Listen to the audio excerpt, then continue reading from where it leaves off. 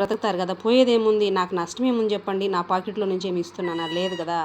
ఎవరైనా కష్టపడితే సంపాదించుకుంటారు కదా, కష్టానికి తగ్గ ఫలితం వస్తుంది కదా, చేసుకుంటారు కదా. ఏముంది చెప్పాను, వాళ్ళు చేసుకున్నారు. వాళ్ళు ఏవో కిచెన్కి సంబంధించినవి వాళ్ళ అసలు ఇంకా ఏవేవో బ్లాగ్స్ అవి పెడతారు. 1 ఇయర్ కూడా కాలేదు, ఇప్పుడు వాళ్ళకి పేమెంట్ వస్తుందన్నమాట. వాళ్ళు యూట్యూబ్ శాలరీ తీసుకుంటున్నారు అంటే ఎందుకు అక్కడ శాలరీ తీసుకుంటున్నారంటే వాళ్ళకి వస్తుంది, వాళ్ళ ఛానల్ చూస్తున్నారు. మన ఛానల్ ఎవరు చూడట్లే, అందుకని ఏం లేదనమాట. నా వర్క్ అందరూ అడుగుతుంటారండి, నువ్వేం చేస్తావు ఏం చేస్తావు అని అడుగుతూ ఉంటారు. వెళ్ళిపోయారు, చూసారా, వెళ్ళిపోయారు దొంగ వెధవలో. కనపడుతుందా, చీకటి కొంచెం కనపడుతుంది చూసారా. వాళ్ళ తల్లి అది చూడండి, వాళ్ళ తల్లి పడుకొని ఉంది. వాళ్ళ తల్లి దగ్గర పోయి పాలు తాగడానికి వెళ్ళిపోయారు వెధవలు.